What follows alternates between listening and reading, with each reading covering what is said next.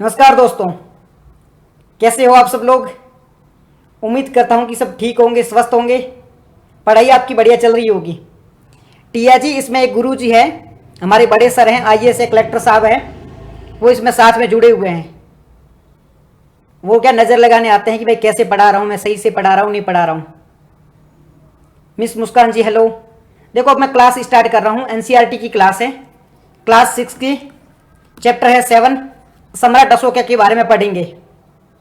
जी टिया जी, गुरु जी को देखने तो कोई दिक्कत नहीं है, अभी इनकी ड्यूटी है तो ड्यूटी पे चले जाएंगे, थोड़ी देर के लिए हैं ये तो। ठीक है जी, तो ये 7th चैप्टर है, क्लास 6 है, इसको डिस्कस कर रहे हैं हम, एनसीईआरटी की सीरीज है, तो इसको ध्यान से देखेंगे। मैं पहले से बता रहा हूँ, मैं एडवांस लेवल पे पढ़ाऊँगा, इस चैप्टर को मैं एडवांस लेवल पर पढ़ाऊँगा, तो आप ध्यान से पढ़ना। क्लास ख़त्म होने के बाद में रिकॉर्डेड इस लेक्चर को ज़रूर देखना और अपने नोट्स बना लेना, क्योंकि ये नोट्स आपको एनसीईआरटी में नहीं मिलने वाले हैं, मैं एडवांस लेवल पर पढ़ाऊँगा। क्यों पढ़ा रहा हूँ एडवांस लेवल पर, एनसीईआरटी को लेवल को क्यों क्रॉस कर रहा हूँ भाई। टारगेट तो एनसीईआरटी थोड़ी ना हमारा टारगेट है यूपीएससी, पीसीएस, ये हमारा टारगेट है, तो हम एडवांस लेवल पर ही पढ़ाएंगे ताकि हमारा एनसीईआरटी तो कंप्लीट हो जाए, इसके साथ साथ में एडवांस के कुछ पॉइंट है वो भी क्लियर हो जाए। तो स्टार्ट करता हूं मैं। चैप्टर का नाम है सम्राट अशोका।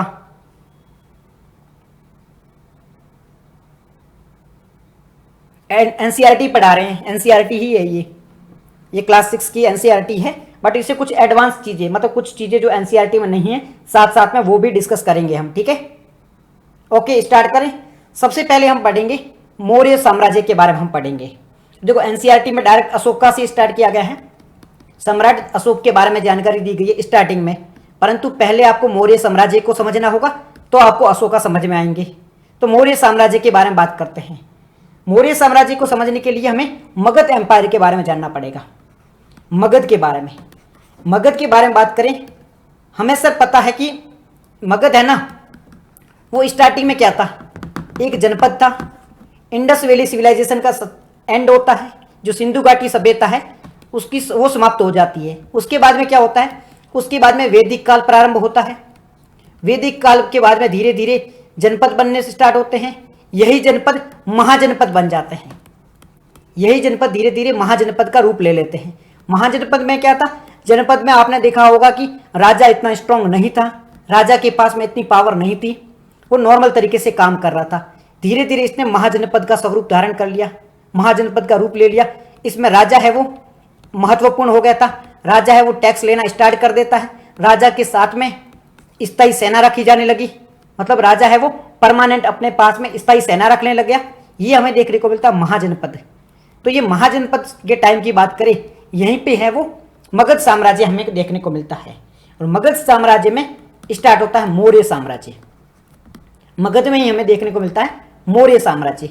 अब हम मौर्य साम्राज्य के बारे में बात करें, उससे पहले मगध के कुछ शासकों के बारे में बात करते हैं, मगध के कुछ राजवंशों के बारे में बात करते हैं। तो सबसे पहले इंडस वैली सिविलाइजेशन की शुरुआत कब से हुई थी, एक बार टाइमलाइन को देख लो। 2500 से 1500 बीसी के बीच में, 2500 से 1500 के बीच में, 2500 से 1500 के बीच में हमें क्या देखने को मिलता है, इंडस वैली सिविलाइजेशन, सिंधु घाटी सभ्यता हमें देखने को मिलती है। एक बार आप अच्छे से टाइमलाइन को देख लो, 2500 से 1500 के बीच में हमें इंडस वैली सिविलाइजेशन है वो देखने को मिल जाती है। कब से हम बात करें इंडस वैली सिविलाइजेशन के बाद में, इसके बाद में हमें देखने को मिलता है क्या, वैदिक काल। इंडस वैली सिविलाइजेशन के बाद में हमें वैदिक काल देखने को मिल जाता है। इंडस वैली सिविलाइजेशन जब आपने पढ़ा था, ये 6th क्लास की बुक है, 6ठी की बुक है ये। इंडस वैली सिविलाइजेशन के टाइम में आपने देखा था राजा इतना महत्वपूर्ण नहीं था, ठीक है, राजा के पास में कोई सेना नहीं थी इस टाइम में, राजा के पद के बारे में इतनी विविधता नहीं थी, राजा के पद के बारे में इतनी जानकारी भी हमें इंडस वैली सिविलाइजेशन से नहीं मिलती है। आते हैं हम वैदिक पीरियड में, कुछ इंपॉर्टेंट नगर भी यहाँ पे थे, मोहनजोदड़ो थे, हड़प्पा था वो नगर थे, कहाँ पर, इंडस वैली सिविलाइजेशन में। वैदिक पीरियड के बारे में बात करें तो यहाँ पर राजतंत्र प्रारंभ हुआ। राजतंत्र की शुरुआत कब से हुई थी, वैदिक पीरियड के बारे में। वैदिक पीरियड है वो 1000 से 600 बीसी के बीच में है। वैदिक पीरियड कब से है, 1000 से 600 के बीच में, 1000 to 600 बीसी के बीच में हमें वैदिक पीरियड देखने को मिल जाता है। यहाँ पे हम लिख लेते हैं वैदिक काल, ठीक है। वैदिक काल है वो 1000 से 600 के बीच में हमें देखने को मिल जाता है। इस टाइम में क्या होता है, राजतंत्र की शुरुआत होती है। राजतंत्र है वो प्रारंभ कहां से होता है, वैदिक पीरियड से होता है। इंडस वैली सिविलाइजेशन के टाइम में राजतंत्र के बारे में कोई हमें जानकारी नहीं थी। इस टाइम में राजतंत्र इतना वर्चस्व में नहीं था, इतना प्रभाव में नहीं था। अब यहाँ पे छोटे छोटे महाजनपद बनते हैं, छोटे छोटे महाजनपद बनते हैं। कहां पर, वैदिक पीरियड में छोटे छोटे महाजनपद बनते हैं। महाजनपद बनने के बाद में ये जो काल स्टार्ट होता है उसे महाजनपद काल कहा जाता है। इस काल को महाजनपद काल कहा जाता है। टाइम पीरियड क्या है, 600 ईस्वी से स्टार्ट हो जाता है, 322 बीसी तक चलता है। ये बीसी का मतलब होता है बिफोर कॉमन एरा, यानी कि ईसा मसीह से जन्म से पहले की बात करते हैं। ईसा मसीह का जो जन्म हुआ था वो 0 में हुआ था, उससे पहले की बात करते हैं जिसे हम बीसीई कहते हैं। और इसके बाद जो होता है उसे बिफोर कॉमन कहा जाता है। एडी भी कह सकते हो आप, एनो डोमिनेंट भी कह सकते हो, ये ईसा मसीह के जन्म के बाद में। तो ये जो काल था ये महाजनपद का टाइम का काल था। अब यहाँ पर 16 महाजनपद थे। कितने, 16 महाजनपद थे। इन सारे पॉइंट को याद रखना, आपकी डॉट को कनेक्ट करने में मदद करेंगे ये। इस टाइम में 16 महाजनपद थे। कुछ उदाहरण की बात करें, मगध, ठीक है। उसके बाद में आप उदाहरण दे सकते हो कौशल, मगध, कौशल, अवंती, ठीक है, अवंती, वत्स्य। ये कुछ इस टाइम में परमानेंट, जिसे प्रमुख कहा जा सकता है, महाजनपद थे। किसके बारे में बात कर रहे हैं हम, महाजनपदों के बारे में बात कर रहे हैं। महाजनपद का काल या महाजनपद एरा भी कहा जा सकता है इसे, जो 600 से 300 बीसीई के बीच में था, ठीक है, 600 से 300 बीसीई के बीच में था। इस दौरान क्या था, 16 महाजनपद बनते हैं, 16 महाजनपद बनते हैं। ये जो 16 महाजनपद है जिसमें मगध, जिसमें कौशल, जिसमें अवंती, ये हमें महाजनपद देखने को मिलते हैं, जिसमें वत्स, जिसमें हमें गांधार, ये महाजनपद देखने को मिलते हैं इस टाइम के बारे में, ठीक है। ये चीज़ यहाँ तक याद है, यहाँ तक कोई डाउट नहीं है। अभी स्टार्ट ही हुआ, ज़्यादा चीज़ें हमने नहीं पढ़े हैं, स्टार्ट ही बात करें, महाजनपद काल के बारे में बात कर रहे हैं, जो कि 600 से 322 ईस्वी के बीच में था। 16 महाजनपद थे। अभी जो महाजनपद के बाद में मगध पे आ जाते हैं। ये जो थे अलग अलग राजा है, अलग अलग, इसको महाजनपद मान लो। मैं फिर से एक अलग पॉइंट पे आ जाता हूँ। ये जो है ना अलग अलग है, जैसे मगध है, वैसे अवंती है, ये अलग अलग महाजनपद है। अब हम किसके बारे में चर्चा करेंगे, मगध के बारे में। 16 महाजनपद थे, उसमें हम मगध के बारे में बात करेंगे। मगध महत्वपूर्ण क्यों है, क्योंकि ये इस टाइम में सबसे प्रसिद्ध था, सबसे शक्तिशाली था, यानी कि सबसे पावरफुल था। शक्तिशाली क्या था, पावरफुल था, इसके पास में पावर बहुत ज़्यादा थी, सबसे पावरफुल मगध था, ठीक है, स्ट्रॉन्ग था, इसके पास में सेना बहुत बड़ी होती थी, संसाधन बहुत ज़्यादा थे। मगध इतना प्रमुख क्यों था, शक्तिशाली क्यों था, इसके बारे में हम आगे चर्चा करने वाले हैं। और जो लास्ट लेक्चर हमने देखा था उसमें भी हमने चर्चा की थी कि मगध इतना शक्तिशाली क्यों था, ठीक है। पर आगे भी हम इसके बारे में बात करने वाले हैं कि मगध इतना शक्तिशाली था क्यों। अब हम बात कर लेते हैं मगध की। तो मगध की कुछ जो डायनेस्टी थी, कुछ वंश थी, उसके बारे में चर्चा कर लेते हैं। मगध के कुछ वंशों के बारे में, कुछ राजवंश है, कुछ डायनेस्टी है, उसके बारे में हम बात कर लेते हैं। कौन कौन सी यहाँ पे डायनेस्टी देखने को मिलती है। सबसे पहले जो हमें वंश देखने को मिलता है वो है हर्यक वंश। सबसे पहले हमें मगध में हर्यक वंश देखने को मिल जाता है। इस टाइमलाइन को आप याद रखना, ये जो क्रोनोलॉजिकल ऑर्डर है ना, इसको आप याद रखना। किसके बारे में, इंडस वैली सिविलाइजेशन के बारे में बात की, उसके बाद में वैदिक पीरियड के बारे में बात की, वैदिक पीरियड के बाद में उत्तर वैदिक पीरियड स्टार्ट हुआ, उसके बारे में बात की। उत्तर वैदिक के बाद में महाजनपद काल स्टार्ट होता है। महाजनपद काल में 16 महाजनपद बनते हैं। 16 महाजनपदों में एक था मगध। मगध के बारे में बात करते हैं। मगध में कौन कौन से राजाओं ने रूल किया था, कौन कौन से वंश का रूल रहा था, उसके बारे में अब हम बात कर रहे हैं। सबसे जो पहला वंश था वो था हर्यक वंश। इसमें जो सबसे प्रसिद्ध शासक थे वो थे बिंबासुर, जिसे बिंबिसार भी कहा जाता है। सबसे प्रसिद्ध शासक कौन थे, बिंबिसार थे। अब बिंबिसार कब से थे, 545 बीसीई में। बिंबिसार कब पर थे, 545 बीसीई में। क्या ये क्रोनोलॉजिकल ऑर्डर हमें याद रखना है, बिल्कुल याद रखना है। प्रीलिम में क्रोनोलॉजिकल ऑर्डर वाइज भी क्वेश्चन पूछे जाते हैं, तो आपको ये चीजें भी याद रखना है, ठीक है। मगध डायनेस्टी के बारे में पढ़ रहे हैं, हर्यक वंश के बारे में पढ़ रहे हैं। हर्यक वंश में पहला शासक था बिंबिसार, जो 545 बीसी पर इसने रूल किया था। इसके बाद में एक और प्रसिद्ध शासक थे इस टाइम में, अजातशत्रु। अजातशत्रु। मगध काल में जो हर्यक वंश था उसमें दो प्रसिद्ध शासक थे, एक था बिंबिसार, दूसरा था अजातशत्रु। इन दोनों ने बौद्ध धर्म को फैलाने में महत्वपूर्ण भूमिका निभाई थी। लास्ट चैप्टर था, उसमें हमने बुद्धिज्म के बारे में बहुत अच्छे से बात की थी। बुद्ध धर्म के बारे में, बुद्धिज्म के बारे में, बौद्ध धर्म के बारे में बहुत अच्छे से डिटेल में हमने बात की थी। तो ये बौद्ध धर्म था ना, इसे फैलाने में इन शासकों का महत्वपूर्ण भूमिका रही थी। स्टार्टिंग में हरेक वंश के दो महत्वपूर्ण शासक है, बिंबिसार और अजातशत्रु। इन दोनों ने बौद्ध धर्म को प्रमोट किया था, इसका प्रचार किया था। इस पॉइंट को याद रखोगे, ये पॉइंट आपको याद रहेगा, कोई दिक्कत थोड़ी ना। यहाँ पे अजातशत्रु और बिंबिसार दोनों को याद रहेंगे। कब के बारे में बात करें, टाइमलाइन क्या है, 545 में बिंबिसार का जो हरेक वंश है वो स्टार्ट हो जाता है। हरेक वंश है वो स्टार्ट हो जाता है। हरेक के बाद में नेक्स्ट वंश कौन सा आता है, हरेक के बाद में नेक्स्ट वंश आता है शिशुनाग वंश। शिशुनाग वंश मगध का सेकंड जो एम्पायर था वो कौन सा था, शिशुनाग वंश था। शिशुनाग के दो प्रसिद्ध राजा थे, एक का नाम था शिशुनाग, एक का तो नाम ही था शिशुनाग, दूसरा था काकवर्ण, दूसरे का नाम था काकवर्ण। एक का नाम था शिशुनाग, दूसरे का नाम था काकवर्ण। शिशुनाग के दो प्रसिद्ध राजा थे, एक का नाम था शिशुनाग, दूसरा का नाम था काकवर्ण। इतना ही याद रखना है। जब एनसीईआरटी के बाद में एडवांस बुक भी पढ़ोगे तो इतना ही याद रखना है, इनमें से इनके बारे में डिटेल में नहीं पढ़ना है, ठीक है जी। इस टाइम में इतना ही चीज़ें पढ़नी है, क्योंकि इससे अगर क्वेश्चन पूछे जाएंगे तो वो अशोका के टाइम में पूछे जाएंगे, मौर्य के टाइम में पूछे जाएंगे कि वहाँ से इकोनॉमी कैसी थी, वो चीज़ों की पूछी जाएगी, तो वो यहीं से पूछी जाएगी। राम राम जी, ठीक है जी। तो यहाँ पे दो राजा थे, एक थे शिशुनाग, दूसरे थे काकवर्ण। अब ये जो शिशुनाग थे ना, इन्होंने अवंती को हराया था। इन्होंने अवंती जो था ना, अवंती को हराया था। शिशुनाग ने अवंती को हराया था। अवंती भी एक महाजनपद था और शिशुनाग ने अवंती को हराया था। काकवर्ण है, काकवर्ण पहले राजधानी कहाँ थी, राजगृह थी। पहले इनकी राजधानी क्या थी, राजगृह में थी। तो काकवर्ण ने राजगृह से नई राजधानी बनाई थी। नई राजधानी कौन सी बनाई, पाटलिपुत्र।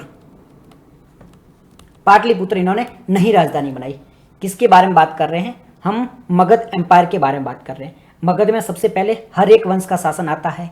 हरेक वंश में दो जो शासक है वो महत्वपूर्ण होते हैं, दो राजा है वो महत्वपूर्ण होते हैं। कौन कौन से, पहला है बिंबिसार जो कि 545 बीसीई के पास में राजा बना था। उसके बाद में बना अजातशत्रु। इन दोनों ने, बिंबिसार और अजातशत्रु, इन दोनों ने बौद्ध जो धर्म है उसको प्रमोट किया था। बौद्ध धर्म ग्रंथों के बारे में जानकारी फैलाई थी, इनका उल्लेख भी किया था।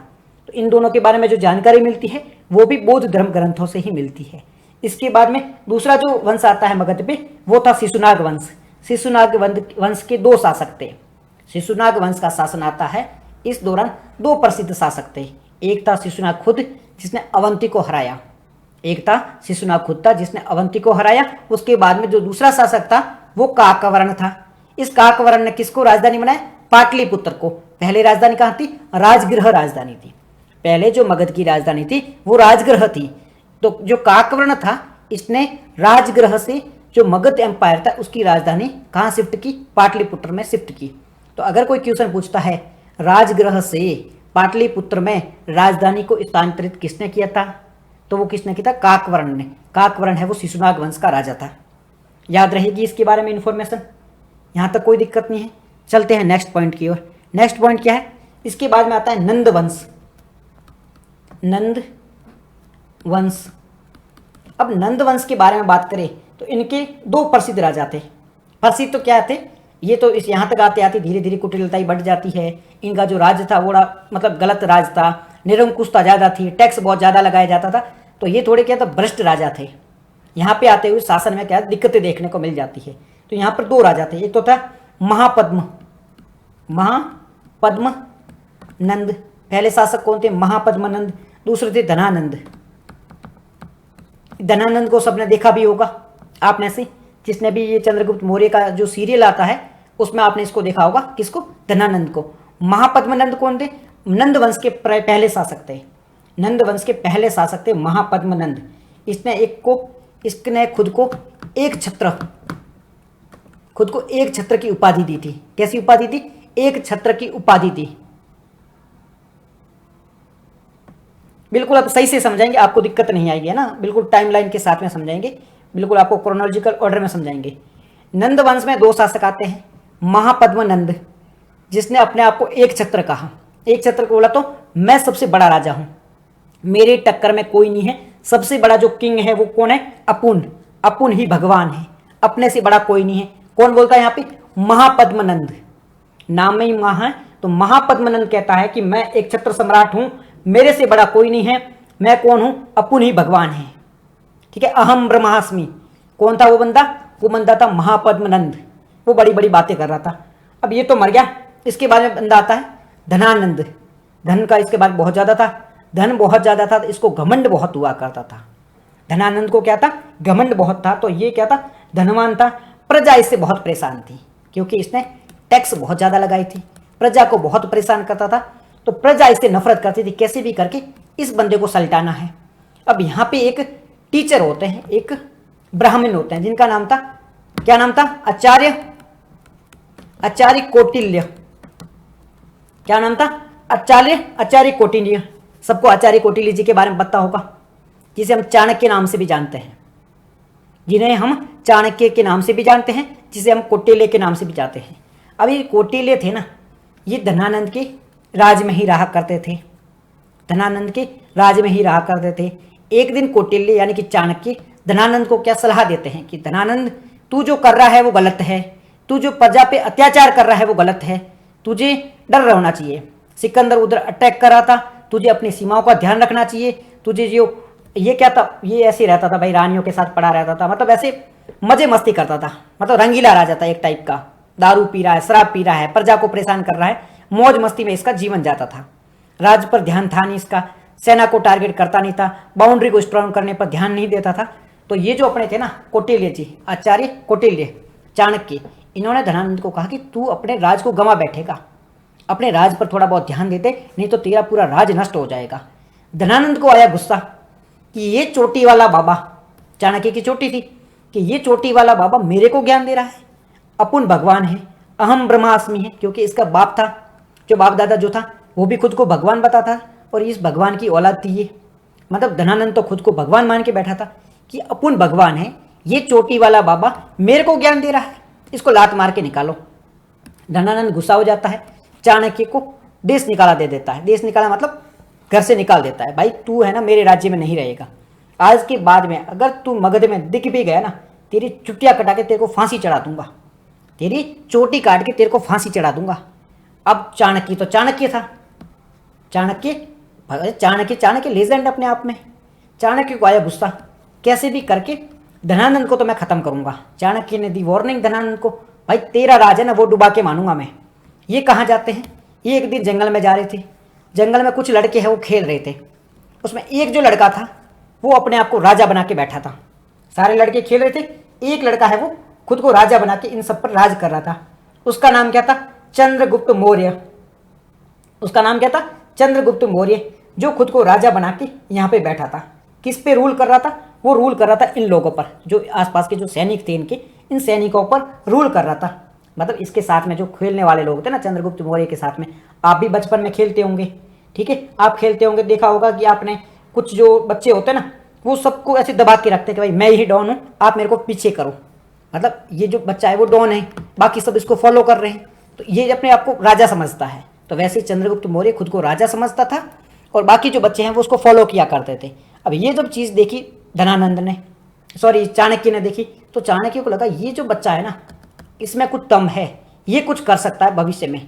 चाणक्य ने इस चंद्रगुप्त मौर्य को बुलाया कि बेटा तू मेरे पास आ, कि तू इस बच्चों के ऊपर क्यों बैठा है, तू इनको हाथी बना के क्यों जा रहा है, तू खुद को राजा क्यों समझता है। तो चंद्रगुप्त मौर्य ने उत्तर दिया कि भाई मैं राजा हूँ, मैं राज कर सकता हूँ, मेरे में पावर है, इसलिए मैं इनको दबा के चल रहा हूँ, जो जिसके पास में पावर होगी वो राजा करेगा, राज करेगा। तो चाणक्य ने जब ये चंद्रगुप्त मौर्य का उत्तर दिया तो इसके बारे में पूछा तू कौन है, कहाँ से, तेरे माता पिता कौन है। तो चंद्रगुप्त ने अपनी जानकारी बता दी। तो अब चाणक्य को लगा इस बच्चे को हम राजा बना सकते हैं। चाणक्य ने इसको शिक्षा दी और धीरे धीरे कैसे राजा बनाते हैं इसको, इसके बारे में हम आगे बात करेंगे। थोड़ी अब जानकारी ले लेते हैं चंद्रगुप्त मौर्य के बारे में। आ जाओ, अभी तक हमने क्या क्या पढ़ा है? अभी तक हमने किसके बारे में पढ़ रहे हैं? मगध के बारे में पढ़ रहे हैं। किसके बारे में पढ़ रहे हैं? मगध के बारे में। महाजनपद काल की शुरुआत हो चुकी है, 16 महाजनपद है वो बन चुके हैं। 16 में जब सबसे जो मजबूत महाजनपद बना है वो कौन सा है? मगध। अब हम मगध के बारे में बात कर रहे हैं। मगध में सबसे जो पहला शासन आया था वो किसका था? हर एक वंश का था। सबसे जो पहला शासन व्यवस्था आई थी मगध में, वो कौन सा राजा आया था? वो हर एक वंश का आया था, जिसमें दो राजा थे, एक था बिंबिसार, दूसरा था अजातशत्रु। पहला कौन सा था? बिंबिसार था, जो कि 545 बीसी में आया था। उसके बाद में आता है अजातशत्रु। तो हर एक वंश यहाँ पे समाप्त हो जाता है। अजातशत्रु के बाद में जो राजा आए थे वो कमजोर थे, तो इसके बाद में हर एक वंश समाप्त हो जाता है। हर एक वंश के बाद में दूसरा आता है शिशुनाग वंश। अब ये जो शिशुनाग वंश है, इसमें भी दो राजा थे। दो कौन कौन से थे? एक था शिशुनाग खुद, एक था शिशुनाग खुद। इसने क्या किया था? इसने अवंती को हराया। शिशुनाग खुद था, इसने अवंती को हराया। दूसरा था काकवर्ण। अभी जो काकवर्ण था ना, पहले राजधानी कहाँ थी? राजगृह में थी, बाद में चेंज करके पाटलिपुत्र में राजधानी लाई। कौन लेके आया था? ये काकवर्ण लेके आया था। काकवर्ण याद हो गया। इसके बाद में आता है नंद वंश। नंद वंश में दो राजा बने। दो कौन कौन से? वैसे तो राजा बहुत सारे बने थे, हम कुछ महत्वपूर्ण राजाओं के बारे में बात कर रहे हैं जिसकी कुछ भूमिका है, ठीक है, जिसने कुछ उखाड़ा अपने आप में। ऐसे तो राजा कोई भी बन गया है, प्रधानमंत्री तो बहुत सारे बने हैं।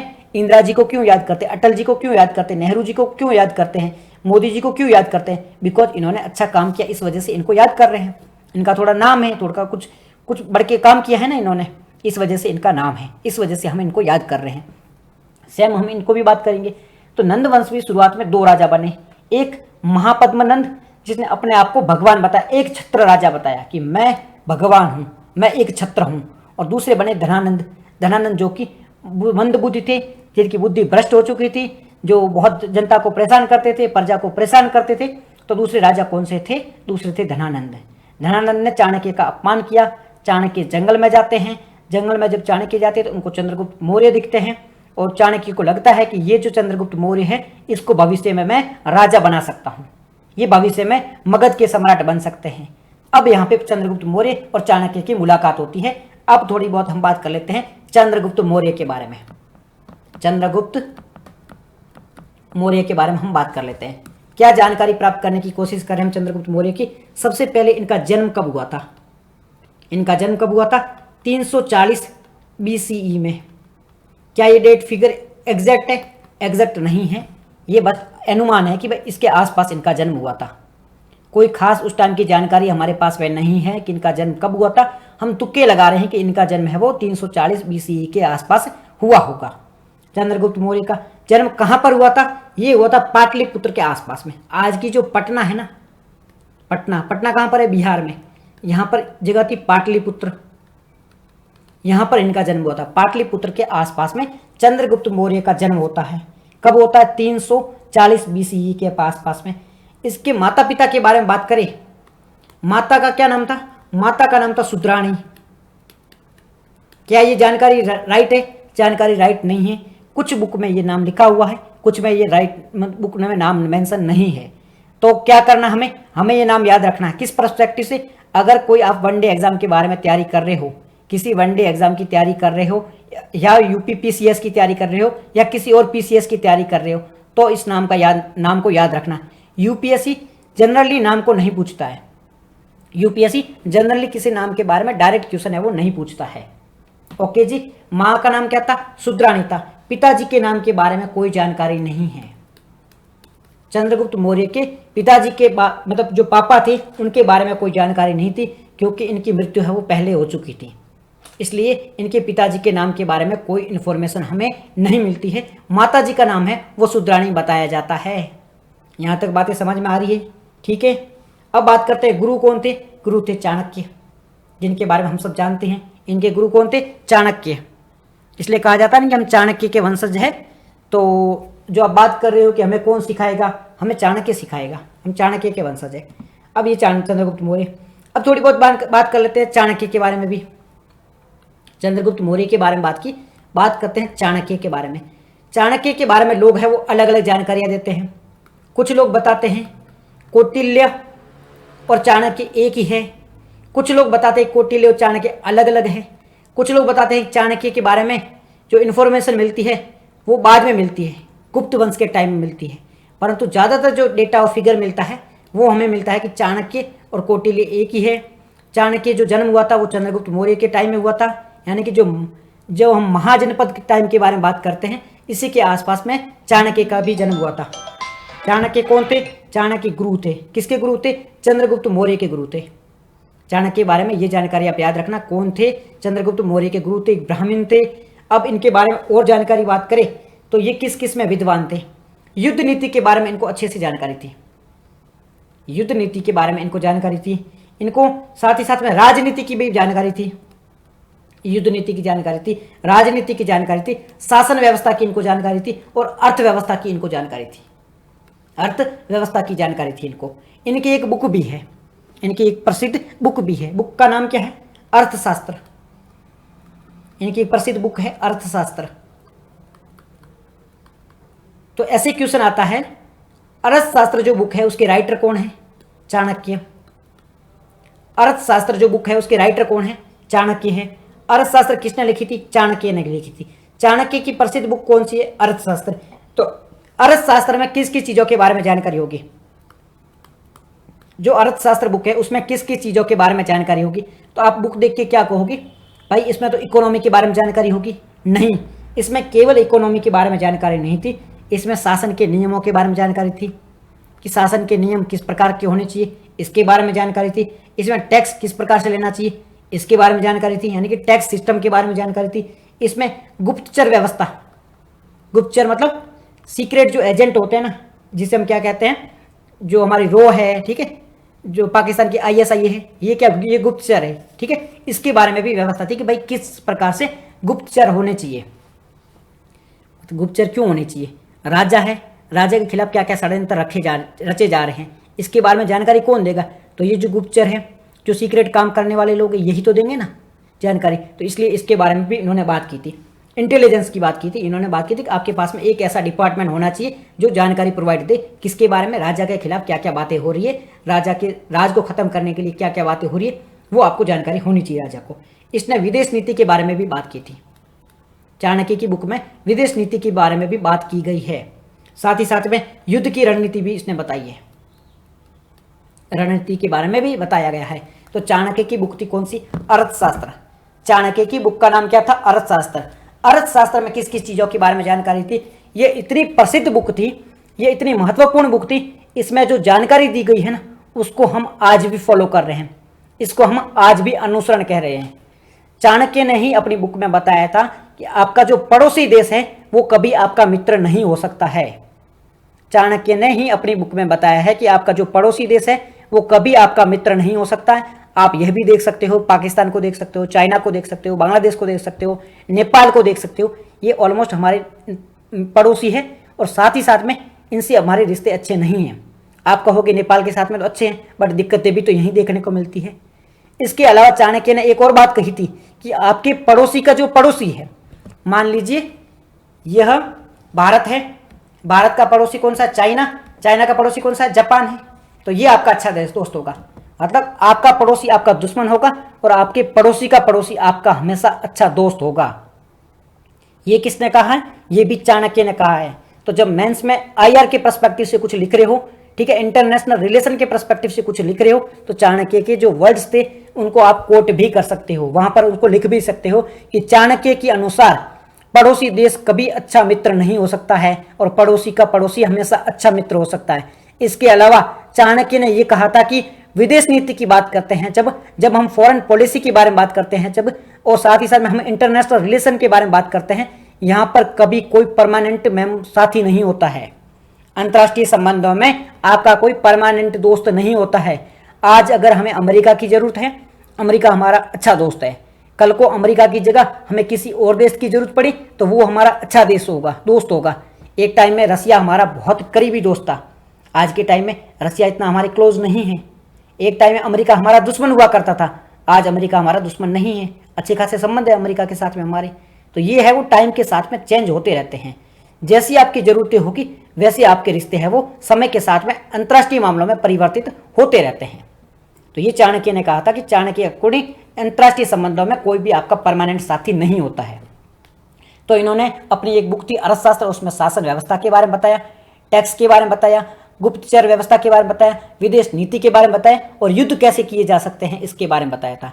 इन्होंने स्थायी सेना की बात की थी कि सेना है वो स्थायी होनी चाहिए, सेना परमानेंट होनी चाहिए, सेना को लगातार आप ट्रेन करते रहो। ये आपके जो गुप्तचर होते हैं वो आपके दुश्मन देश में भी होने चाहिए। जैसे कि हमारा पाकिस्तान दुश्मन है तो वहाँ पर भी आपके गुप्तचर है वो होने चाहिए, ताकि आपको उसके बारे में जानकारी मिलती रहे। ठीक है जी, ये चाणक्य की अर्थव्यवस्था के बारे में कुछ जानकारी थी।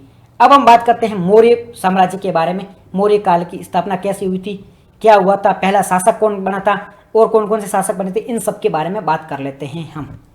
ठीक है जी, यहां तक कोई दिक्कत नहीं है, कोई डाउट नहीं है यहां तक। आगे बढ़े। अब हम बात करेंगे मौर्य साम्राज्य के बारे में।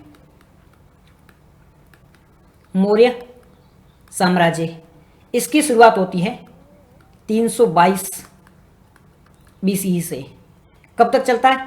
185 बीसीई तक चलता है। 322 बीसीई से शुरू होता है, 322 ईसा पूर्व से शुरू होता है, 185 ईसा पूर्व तक चलता है। क्या मतलब है इसका? इसका मतलब कि ये जो टाइम पीरियड है ना, इसके दौरान इसने रूल किया था। 322 से प्रारंभ हुआ था, 185 से चल रहा है। देखो अभी उल्टा क्यों चल रहा है?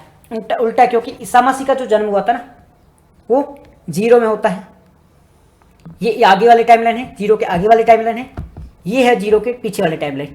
तो 322 है ना, यहाँ से तो मौर्य टाइम स्टार्ट हुआ था, धीरे धीरे यहाँ पे आया, 185 में यहाँ पे आके मौर्य वंश से वो खत्म हो जाता है, धीरे धीरे 1 पे आएगा और फिर आगे बढ़ेगा। तो ये बीच वाला टाइम पॉइंट है, ईसा मसीह का जन्म वाला पॉइंट है, वो टाइम पीरियड बीच वाला पॉइंट है। यहाँ से इधर वाला है वो ईसा मसीह के जन्म का पूर्व पॉइंट माना जाएगा और ये बाद वाला पॉइंट माना जाएगा। ठीक है, तो 322 में मौर्य साम्राज्य स्टार्ट होता है और 185 एडी में मौर्य साम्राज्य है वो खत्म हो जाता है।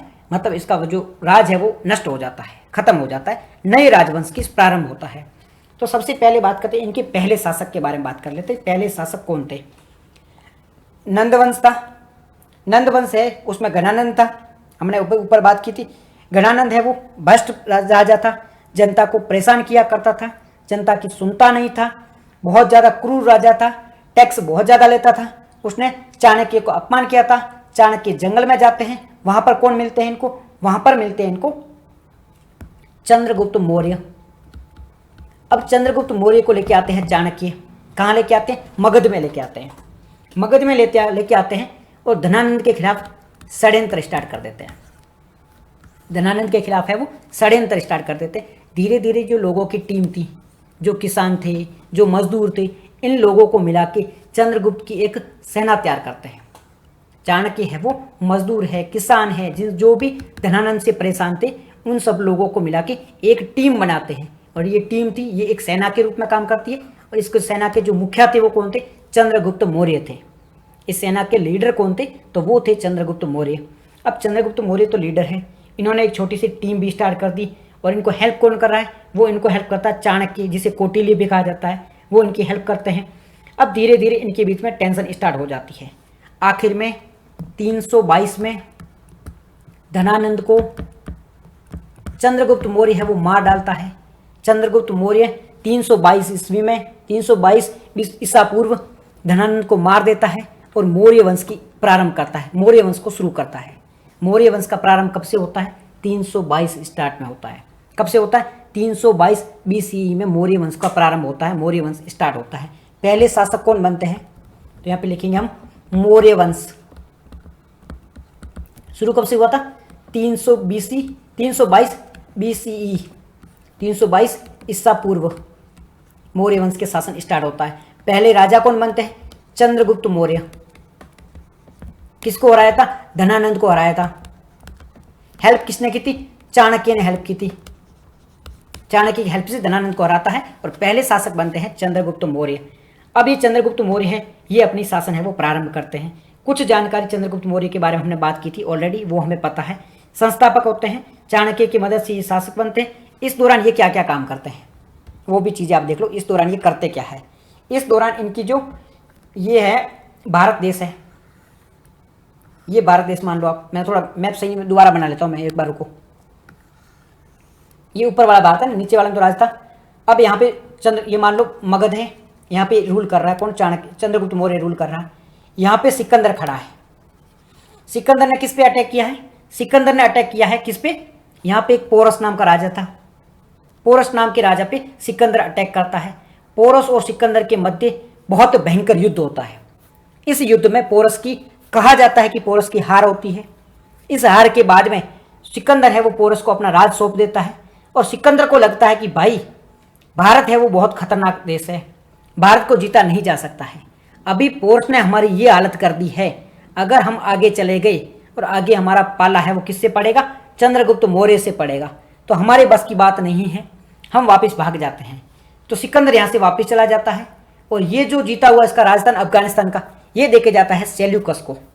अब सेल्यूकस को लगता है कि सिकंदर तो वापस चला गया, मेरे पास में अफगानिस्तान का राज है, मैं क्या करता हूँ चंद्रगुप्त मौर्य को अटैक कर देता हूँ, क्योंकि नंद वंश है वो खत्म हो चुका है। चंद्रगुप्त मौर्य नया नया राजा बना है, उसको ना तो अनुभव है ना उसके पास में सेना है, तो उसको क्या करता हूँ मैं हटा के ये पूरा जो जगह है भारत की उस पर कब्जा कर लेता हूँ। चंद्रगुप्त मौर्य को पता चलता है, चाणक्य उसको सजेशन देता है कि भाई साहब आप पर है वो कौन, सेल्यूकस अटैक कर सकता है। चंद्रगुप्त मौर्य ने पहले ही अटैक कर दिया, किस पे, सेल्यूकस पर।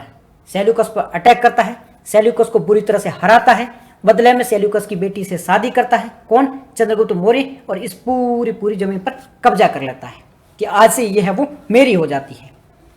ठीक है, अपनी पूरी इसकी बेटी से, सेल्यूकस की बेटी से शादी करता है, इस जमीन पे कब्जा कर लेता है। इसी दौरान मेगास्थनीज, ये नाम याद रखना, मेगास्थनीज, ये नाम याद रखना, मेगास्थनीज। मेगास्थनीज किसके शासनकाल के दौरान था, ऐसे क्वेश्चन आएगा, मेगास्थनीज किसके शासनकाल के दौरान था, चंद्रगुप्त मौर्य के शासनकाल के दौरान था। मेगास्थनीज किसके शासनकाल के दौरान रहा था, मतलब चंद्रगुप्त मौर्य के ये कहाँ रहता है, ये राजदूत के रूप में भी चंद्रगुप्त मौर्य के वहां पे रहता है। चंद्रगुप्त मौर्य का जो राज दरबार था, आज भी हम देखते हैं फ्रांस में हमारी एम्बेसी होती है, यूएस में हमारी एम्बेसी है, इसी प्रकार उस टाइम में भी ये एम्बेसी देखने को मिलती है, यानी कि राजदूत के रूप में बैठा करते थे।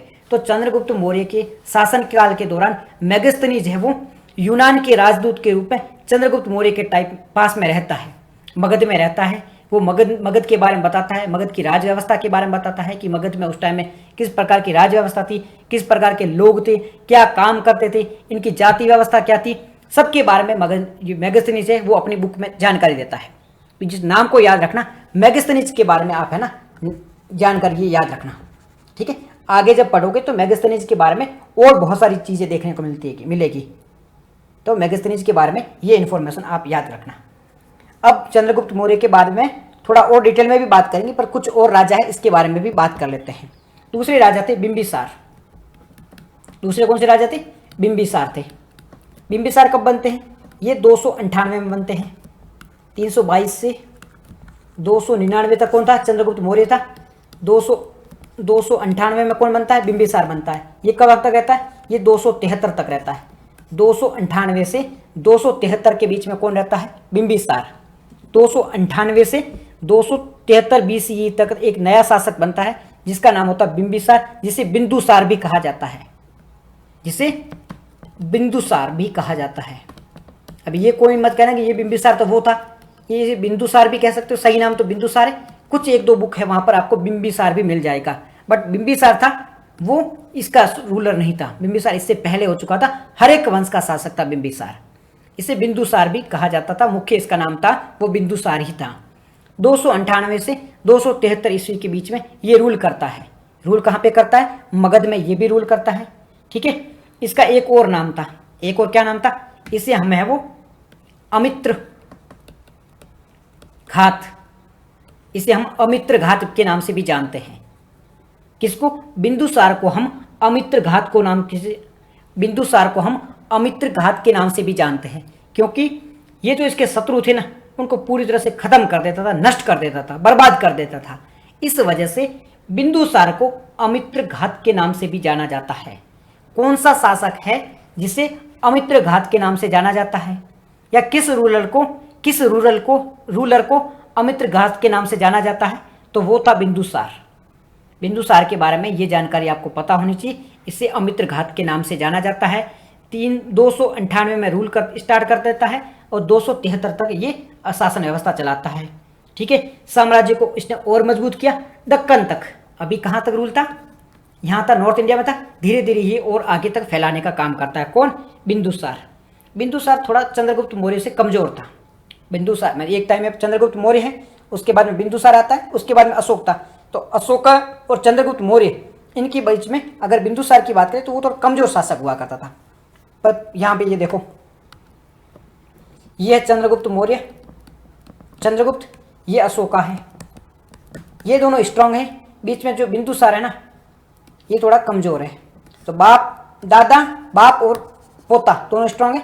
जो ये बीच वाला है ना, ये थोड़ा कमजोर होता था। तो बिंदुसार है थोड़ा कमजोर शासक रहा था, इतना स्ट्रांग नहीं रहा था। क्योंकि एक तो मगध वंश जो पूरा मौर्य साम्राज्य, इसकी स्थापना की है चंद्रगुप्त मौर्य ने, इतना बड़ा साम्राज्य को फैलाया, कोई आसान काम नहीं था। बिंदुसार ने थोड़ा बहुत आगे बढ़ाया, ज़्यादा कुछ नहीं किया। बाद में आता अशोका, जो इसकी और एक्सपेंड करता है, इसका और विस्तार करता है। तो ये इसके बारे में, बिंदुसार के बारे में जानकारी थी। नेक्स्ट जो शासक थे वो कौन थे? अशोक। इसके बारे में और डिटेल में भी बात करेंगे, ऐसा नहीं कि 2 मिनट में इसको सल्टा देंगे, नहीं, इसके बारे में और भी हम बातें करेंगे। नेक्स्ट जो शासक थे अशोक थे, अशोक के बारे में बात कर लेते हैं। नेक्स्ट महान अशोक या ग्रेट अशोक भी कहा जाता है, अशोक महान।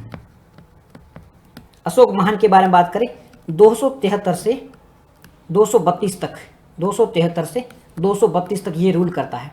273 से प्रारंभ हुआ था, 232 तक ये रूल करता है। कौन? सम्राट अशोक, महान अशोक, ग्रेट रूलर जिसे कहा जाता है, महान सम्राट जिसे कहा जाता है, सम्राट अशोक सबसे प्रसिद्ध राजा था।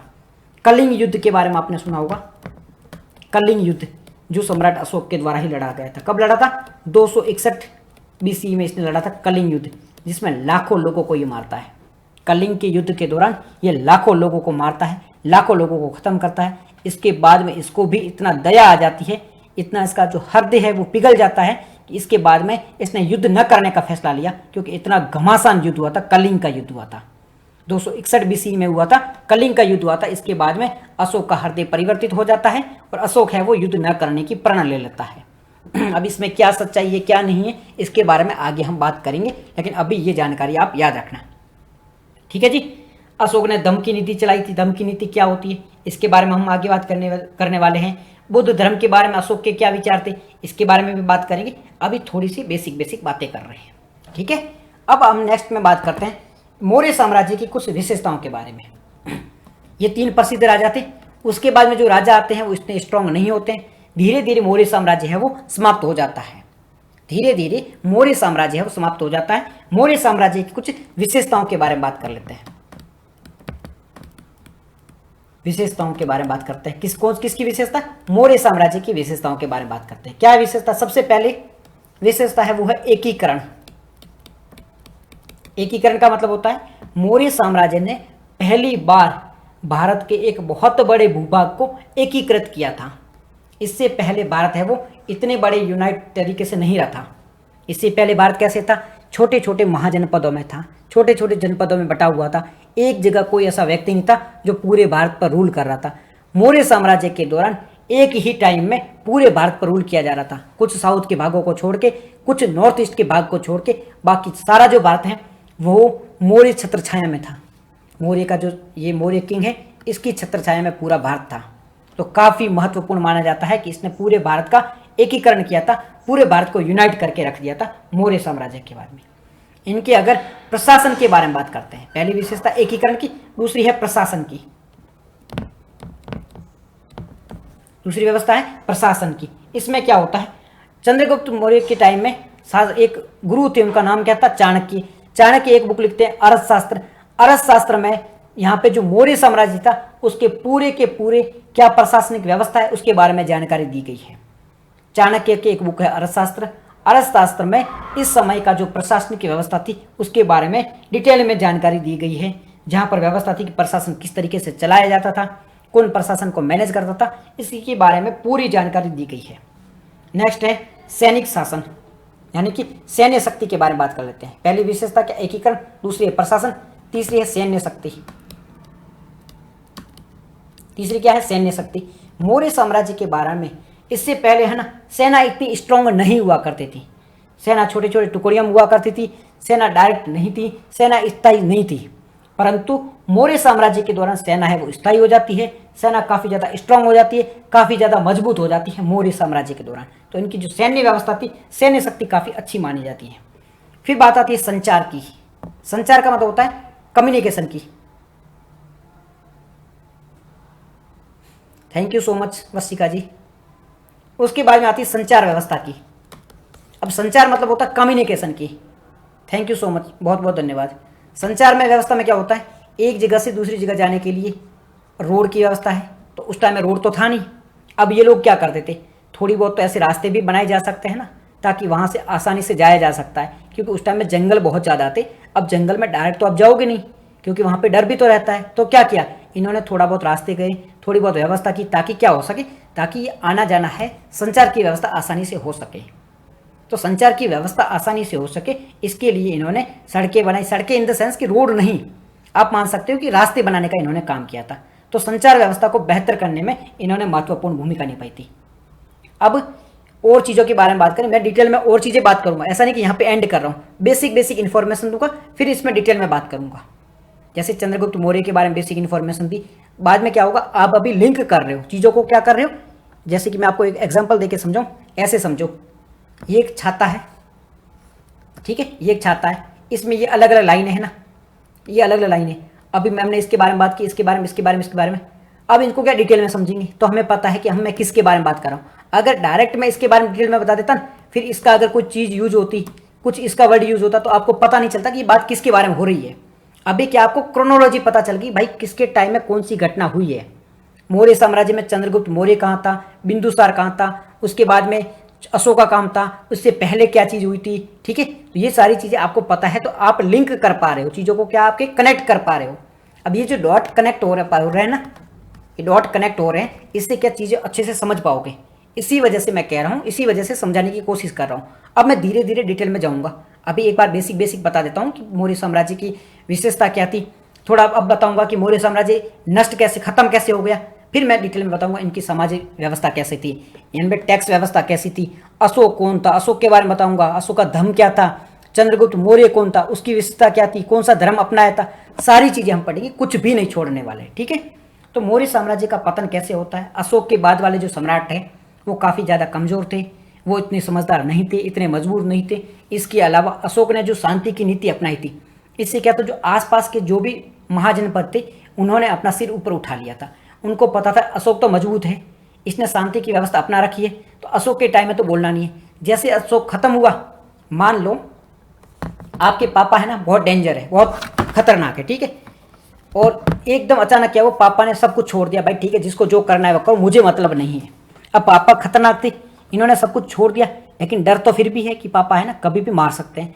तो जैसे पापा का टाइम हटता है, सेकेंड टाइम बच्चों का आ जाता है, तो फिर आसपास वाले को क्या लगता है, नहीं पापा तो चले गए, अब बच्चों पे आगे, बच्चों में वैसी कोई दम नहीं है। अगर अशोक है वो अहिंसा की नीति न अपनाता, ऐसे ऐसे सबको दबा के रखता, तो इनके डर है वो लगातार कायम रहता, इनके बच्चों के बाद में, बच्चों के बच्चों, ऐसे भविष्य में भी वो दम है वो कायम रहता। परंतु क्या था, अशोक है वो तो शांत बन के रहा, वो था स्ट्रांग था, मजबूत था, परंतु रहा शांत बन के।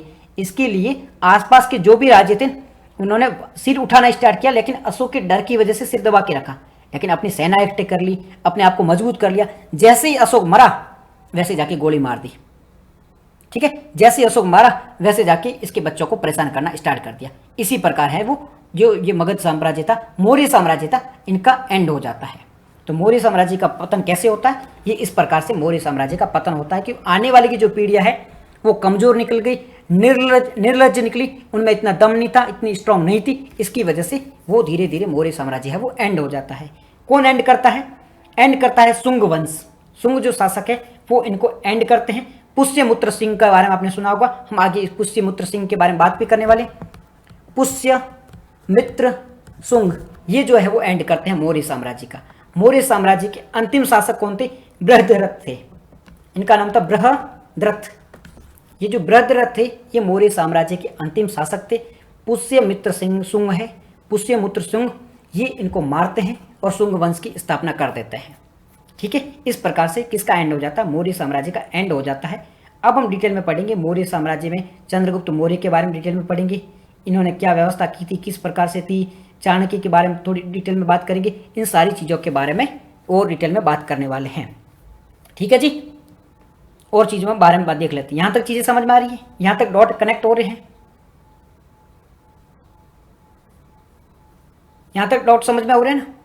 अब हम बात कर लेते हैं मौर्य साम्राज्य की सीमा के बारे में। चंद्रगुप्त मौर्य के टाइम में, चंद्रगुप्त मौर्य के टाइम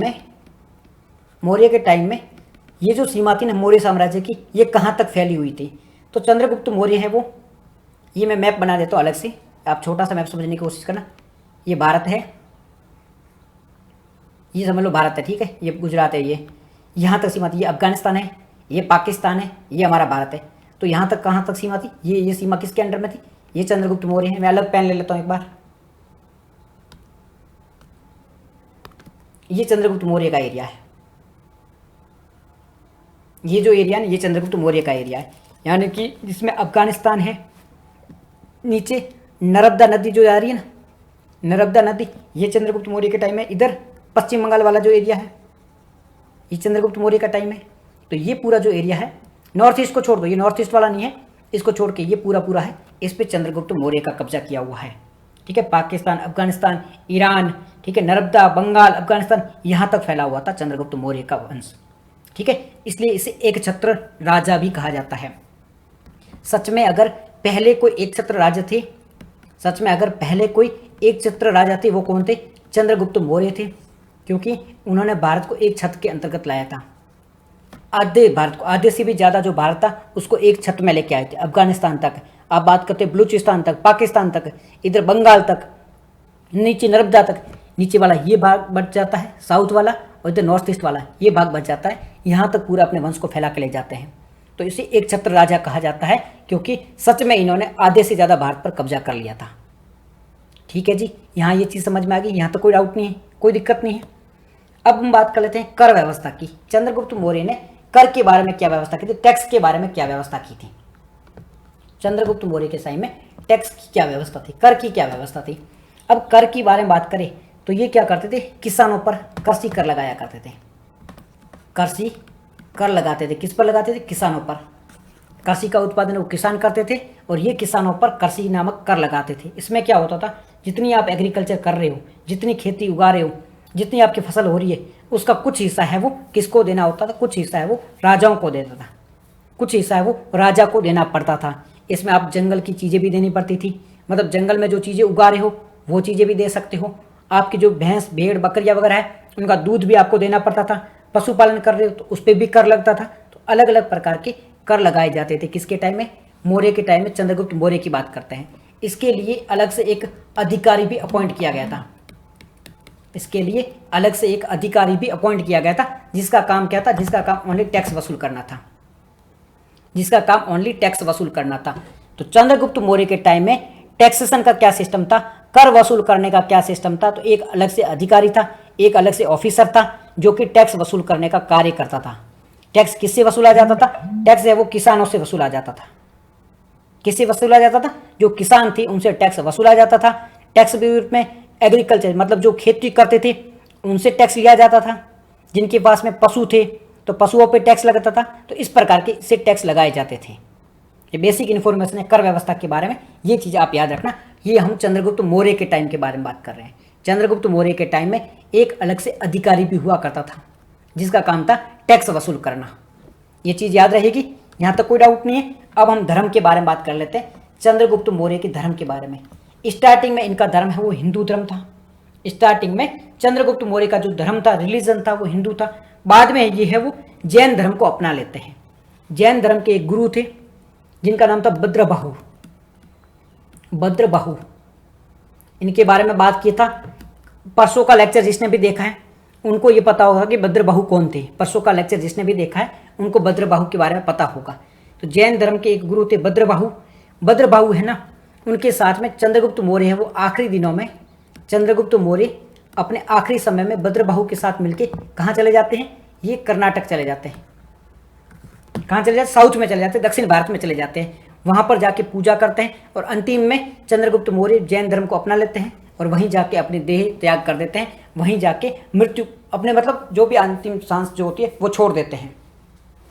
ठीक है, इनका अंतिम त्याग कहाँ होता है, इनकी मृत्यु कहाँ होती है, तो चंद्रगुप्त मौर्य की जो मृत्यु होती है वो साउथ में होती है।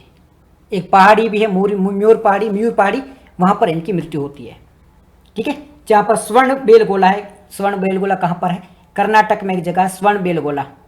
कर्नाटक में एक जगह है स्वर्ण बेलगोला, वहाँ पर इनकी मृत्यु होती है अंतिम टाइम में। इन दोनों की, भद्रबाहु की और चंद्रगुप्त मौर्य की अंतिम जो मृत्यु होती है, अंतिम समय है वो वहीं पर होता है। ठीक है, अब हम बात कर लेते हैं सेना के बारे में। चंद्रगुप्त मौर्य के टाइम में सैन्य व्यवस्था कैसी थी इसके बारे में थोड़ी बहुत जानकारी ले लेते हैं। सेना की बात करें तो लाखों सैनिक थे। एग्जैक्ट फिगर दिए हुए यहाँ पे तो आपकी जो बुक है वहाँ पे 6 लाख दिए गए हैं, परंतु आपको एग्जैक्ट फिगर याद रखने की आवश्यकता नहीं है। 6 लाख के नंबर को याद रखने की आवश्यकता नहीं, याद रखना इतना कि इनके पास में लाखों पैदल सैनिक थे।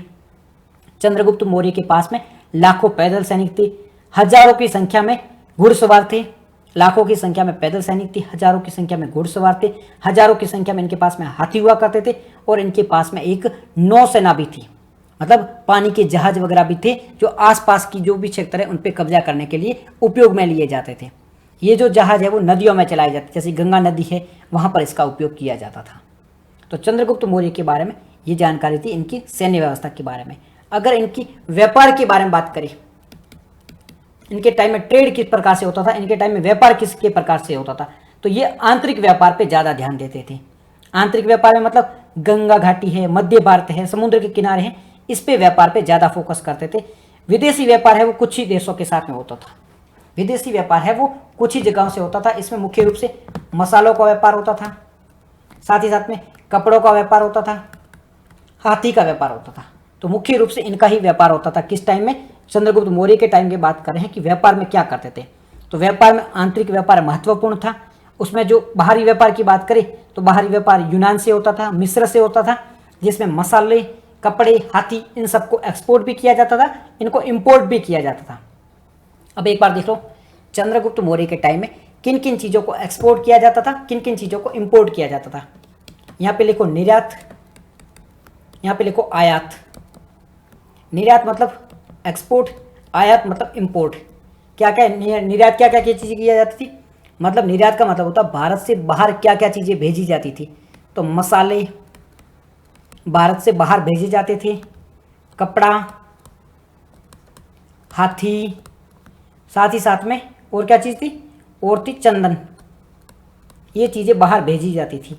क्या क्या चीज़ें लाई जाती थी, घोड़े, सोना, शराब और धातु, ये चीज़ें हैं वो बाहर से लाई जाती थी। क्या ये पॉइंट हमें याद रखना है कि क्या चीज़ें भेजी जाती थी, क्या चीज़ें लाई जाती थी, क्या ये डायरेक्ट हमें नंबर याद रखना, पॉइंट याद रखना, बिल्कुल याद रखना। यूपीएससी ने प्रीलिम में क्वेश्चन पूछा था कि कौन कौन सी चीज़ें हैं वो एक्सपोर्ट की जाती थी उस टाइम में, और कौन कौन सी चीज़ें हैं वो इंपोर्ट की जाती है। तो यूपीएससी ने ये ऑलरेडी प्रीलिम में क्वेश्चन पूछा था, तो प्लीज़ इसको ध्यान रखना कि इस टाइम में कौन सी चीज़ है वो भेजी जा रही थी, कौन सी चीज़ है वो भारत में लाई जा रही थी, किन देशों को भेजी जा रही थी। यूनान को भेजी जा रही थी, मिस्र को भेजी जा रही थी, और साथ ही साथ में फारस को भेजी जा रही थी। इन 3 जगहों को, यूनान, मिस्र और फारस को भेजी जा रही थी। कुछ देशों से ये चीज़ें हैं वो वापस लाई जा रही थी। ये पॉइंट है, इसको याद रखना, काफ़ी काम का पॉइंट है। इस पे क्वेश्चन बनता है, ऑलरेडी बन चुका है और भविष्य में भी बन सकता है। ठीक है, अब हम बात कर लेते हैं कि विदेशी आक्रमणों के बारे में इनकी क्या नीति थी। कूटनीति के बारे में बात कर लेते हैं। चंद्रगुप्त मौर्य के टाइम में कूटनीति किस प्रकार की थी। तो चंद्रगुप्त मौर्य की अगर कूटनीति के बारे में बात करें तो इन्होंने क्या हुआ था, सिकंदर है वो भारत पे हमला करने वाला था। सिकंदर का एक सेनापति था, सेल्यूकस उसका नाम था, वो भारत पर हमला करने वाला था। तो इनकी कूटनीति थी कि पहले से ही हमला कर दो, वो हमला करे उससे पहले ही सडन अचानक हमला कर दो, ताकि उसको टाइम ही नहीं मिले। अगर उसको टाइम नहीं मिलेगा संभलने का तो वो ऑलरेडी हार जाएगा। ठीक है, तो अचानक हमले के बाद में फोकस करते थे। बाद में क्या करते थे, हमला करके उसको परेशान नहीं करते थे। कई बार क्या होता है, मुगल टाइम में ये देखने को मिला था, खास करके औरंगजेब के टाइम में, कि मुगल सल्तनत वाले जो राजा थे, जैसे औरंगजेब, अगर वो किसी और राजवंश को हरा रहे हैं, जैसे मराठे वगैरह, उनको हराते थे तो उनको बदनाम कर देते थे, बेइज्जती बहुत करते थे। जैसे कि आप और मेरी लड़ाई हुई, अगर मैं हार गया तो आप मेरी बेइज्जती कर रहे हो, मेरे को ह्यूमिलिएट कर रहे हो कि भाई तू हार गया, तू ऐसा है, तू वैसा है, ये है, वो है, ऐसे करके मेरे को ह्यूमिलिएट करने की कोशिश कर रहे हो। फिर ये क्या दिमाग में मेरी बात छप जाएगी, भाई कैसे भी करके जब भी मेरे को मौका मिलेगा मैं आपको वापस अटैक करूंगा, आप पर वापस अटैक करूंगा। परंतु चंद्रगुप्त मौर्य क्या करता था, कूटनीति का सहारा लेता था। अगर जो हार जाता है ना, उस पर क्या थे, वापस ये संधि कर लेता था, भाई कोई दिक्कत नहीं, तू हार गया तो हार गया, तेरा जो राज है वो तू उस पर रूल कर, मेरे अंडर में कर, मेरे नाम से तू उस पर रूल कर, मेरे को कोई दिक्कत नहीं है, परंतु मेरे से पंगा लेना मत, मेरे अंडर में उस जगह पर रूल कर। ऐसा कौन, चंद्रगुप्त मौर्य कहता है। तो इसकी रणनीति भी क्लियर हुआ करती थी, भाई किसी को परेशान मत करो, अगर किसी पे राज कर लिया, उसको हरा दिया है, तो उसको अपना राज करने दो, अपने अंडर में रख के अपने झंडे के तले उसको राज करने पर मजबूर करो। ये इनका रूल हुआ करता, किसी को परेशान नहीं किया जाता था। ठीक है जी, याद रहेगा। अब चंद्रगुप्त मौर्य के बारे में भी कुछ और बातें करें तो ये एक दूरदर्शी राजा थे। दूरदर्शी राजा भविष्य का सोचते थे, भाई किस प्रकार से अपने शासन व्यवस्था को स्ट्रांग रखा जाता है, किस प्रकार से पूरे भारत को एक किया जा सकता है। तो दूरदर्शी राजा थे। इनकी सबसे बड़ी ताकत क्या थी? इनके पास में चाणक्य जैसा गुरु था। सबसे बड़ी पावर क्या थी? चाणक्य जैसा इनके पास में गुरु था। ये इनकी सबसे बड़ी पावर थी। धर्म की बात करें तो ये धार्मिक सहिष्णु थे। धर्म की बात करें तो ये धार्मिक सहिष्णु थे। सहिष्णु का मतलब होता है टॉलरेंट थे, सभी धर्मों का सम्मान किया करते थे। देखो, खुद पहले हिंदू थे, बाद में क्या बन जाते हैं? जैन बन जाते हैं, परंतु ये हिंदुओं का भी सम्मान करते थे, बुद्धिज्म का भी रेस्पेक्ट किया करते थे। साथ ही साथ में मुस्लिम तो उस टाइम में थे भी नहीं, और भी जो हिंदू जैन बुद्ध जो भी धर्म थे उनकी ये रेस्पेक्ट किया करते थे। हेलो मुस्कान जी, नमस्ते। तो ये धार्मिक सहिष्णु हुआ करते थे। अब सहिष्णुता का पता कैसे चलता है? क्योंकि धार्मिक सहिष्णुता का पता ऐसे चलता है, खुद तो है वो क्या बन जाता है? जैन बन जाता है। इसका बेटा जो बिंदुसार है वो हिंदू रहता है, और इसका पोता अशोक है वो बुद्ध बन जाता है, बौद्ध धर्म को ग्रहण लेता है। यानी कि 3 पीढ़ियों में तीनों अलग अलग धर्म है। धार्मिक सहिष्णुता का पता इस वजह से चलता है कि 3 पीढ़ियों में 3 लोग थे और तीनों अलग अलग धर्मों को अपनाते हैं, इतने ये धार्मिक सहिष्णु थे। तो यहाँ पे धार्मिक सहिष्णुता देखने को मिलती है। चंद्रगुप्त मौर्य है वो धार्मिक सहिष्णुता राजा था, टॉलरेंट राजा था, सभी धर्मों का सम्मान किया करता था। ये चीज इनके बारे में याद रखना। बात करें कूटनीति की तो कूटनीति को काफी ज्यादा यूज किया करता था, प्रशासनिक व्यवस्था काफी अच्छी मानी जाती थी। चंद्रगुप्त मौर्य के टाइम से आज हम क्या सीख सकते हैं? अगर मेंस में ऐसा कोई डॉट करके भूला बिसरा कोई क्वेश्चन आ जाता है जिसे कहा जाता है भूला बिसरा क्वेश्चन, उसमें अगर आपको कुछ पूछ ले कि चंद्रगुप्त मौर्य की शासन व्यवस्था से आज हम क्या सीख सकते हैं, आज के टाइम में किस प्रकार से रेलेवेंट ये हो सकता है, तो पहला पॉइंट आप लिख सकते हो सशक्त नेतृत्व। सशक्त नेतृत्व। सशक्त नेतृत्व का मतलब क्या होता है? सशक्त नेतृत्व का मतलब होता है स्ट्रांग लीडरशिप। जो लीडर है ना आपका, वो हमेशा मजबूत होना चाहिए। हम हमेशा क्यों कहते हैं मोदी है वो स्ट्रांग लीडर है, स्ट्रांग लीडर है? क्योंकि अगर आपके देश की हम ग्रोथ चाहते हैं तो आपके देश का अगर लीडर है, आपका देश का जो नेतृत्व करता है, जो मुखिया है, वो हमेशा अगर मजबूत होगा, वो कठोर होगा, वो थोड़ा स्ट्रांग होगा, तो देश का डेवलपमेंट अच्छे से हो पाएगा। अगर वो सशक्त नेतृत्व नहीं होगा, कोई ढीला ढाला सा राजा होगा जिसका दिमाग ही खराब है, जिसको खुद ही पता नहीं करना क्या है, तो वो कभी देश को डेवलप नहीं कर पाएगा। इस वजह से नेतृत्व होना चाहिए, वो सशक्त होना चाहिए, लीडरशिप हमेशा स्ट्रांग होनी चाहिए। तो ये सशक्त नेतृत्व कहता है कि आज के टाइम में भी अगर आपके देश की आप ग्रोथ चाहते हो कि आपका लीडरशिप है वो हमेशा सशक्त होनी चाहिए, स्ट्रांग होनी चाहिए। ठीक है। दूसरा है गुरु की महत्व। अब गुरु का महत्व आज के टाइम में कैसे? जो आपको कुछ सिखा रहा है, गुरु का महत्व। गुरु मतलब आज के टाइम में जहां से भी आपको कुछ सीखने को मिल रहा है उसको इंपॉर्टेंस दो, जहां से भी आप सीख सकते हो उसको इंपॉर्टेंस दो। आज के टाइम में युवाओं में ये चीज देखने को मिलनी चाहिए। तीसरे राजनीति और शिक्षा। आज के टाइम में हम क्या बात करते हैं? राजनीति और शिक्षा। हम हमेशा कहते हैं कि जो पढ़े लिखे लोग होते हैं वो राजनीति से हमेशा दूर रहते हैं, क्योंकि राजनीति एक गंदी चीज है। पढ़े लिखे लोगों को राजनीति से हमेशा दूर रहना चाहिए, ये हमें देखने को मिलता है। परंतु ऐसा नहीं होना चाहिए। अगर आप जैसे पढ़े हुए लोग, अगर आप जैसे समझदार लोग, अगर आपके जैसे इंटेलिजेंट लोग राजनीति में नहीं जाएंगे तो राजनीति की दशा है वो ऐसे ही देखने को मिलेगी। हम सब कहते हैं कि राजनीति में सुधार होना चाहिए, देश के जो नेता है वो अच्छा काम क्यों नहीं करते हैं, उनको जनता के लिए काम करना चाहिए, अच्छे काम करना चाहिए, बुरे काम नहीं करना चाहिए, देश के भविष्य के लिए काम करना चाहिए, रोजगार डेवलप करना चाहिए। बट नेता नहीं करते। क्यों नहीं करते? क्योंकि आप जैसे अच्छे लोग हैं वो राजनीति में जाना ही नहीं चाहते हैं। आप जैसे अच्छे लोग ओनली क्या करना चाहते हैं? जॉब करना चाहते हैं, गवर्नमेंट हो चाहे प्राइवेट हो, ओनली जॉब पर फोकस कर रहे हैं। इस वजह से राजनीति में अच्छाई लोग नहीं आ पाती है, क्योंकि अच्छे लोग हैं वो राजनीति में नहीं जाते हैं। तो चंद्रगुप्त मौर्य के टाइम में शासन व्यवस्था में था कि लोग हैं उनको शिक्षा दिए जाए, उनको राजनीतिक शिक्षा भी दी जाए, ताकि उनको राजनीति के बारे में भी पता होना चाहिए। ठीक है।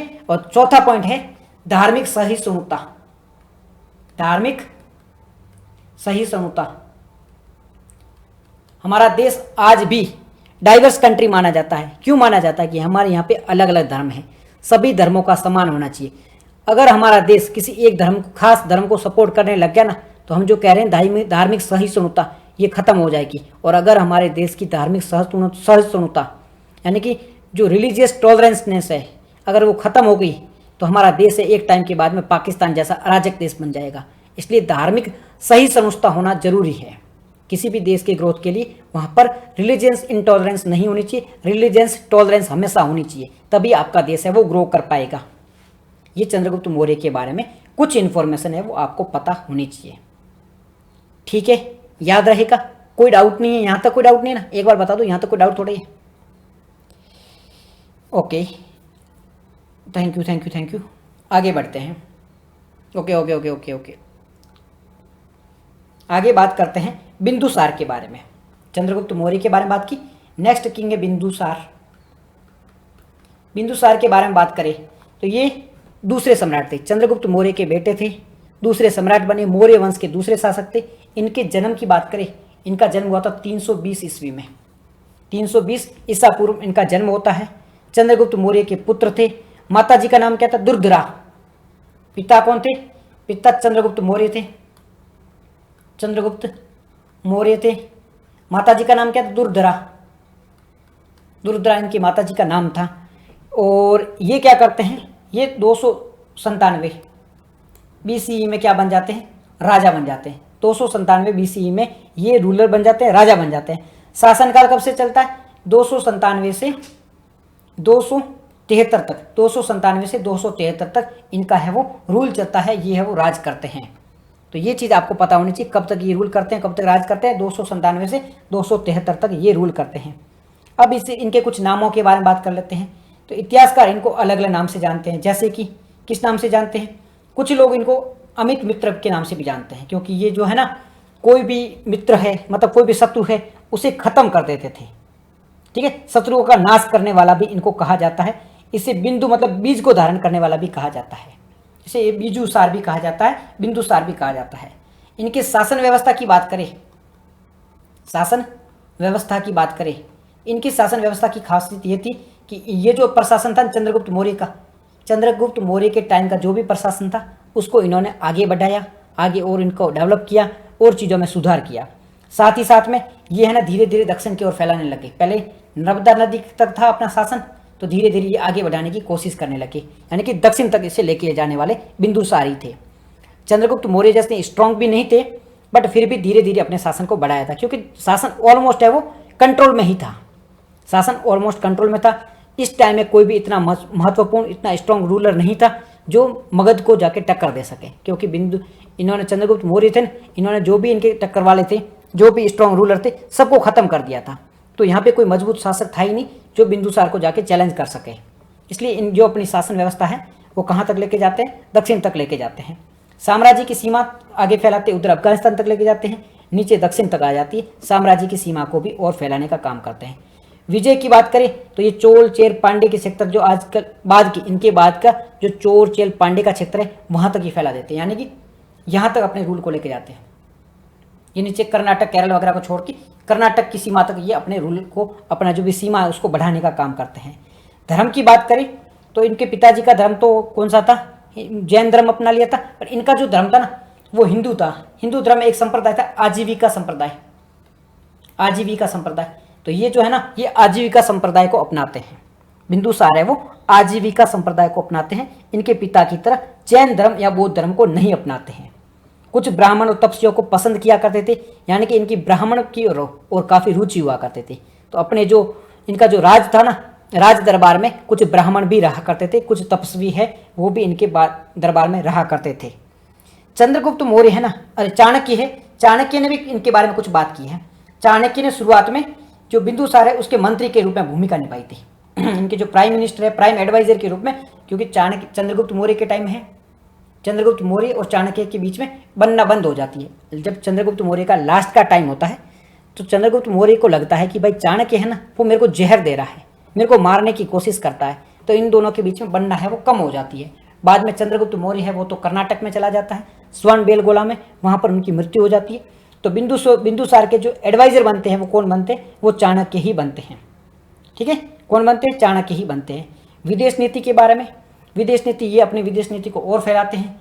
ग्रीस, आज के टाइम का जो ग्रीस है, सीरिया है, वहाँ पे जो देश बने हुए थे एंथस वगैरह, वहाँ तक ये अपने संबंध है वो स्थापित करते हैं, उन देशों तक अपने दूत भेजते हैं, शांति और व्यापार को बढ़ावा देते हैं। सेना और गुप्तचर व्यवस्था के बारे में, तो इनकी सेना और विशाल होती गई।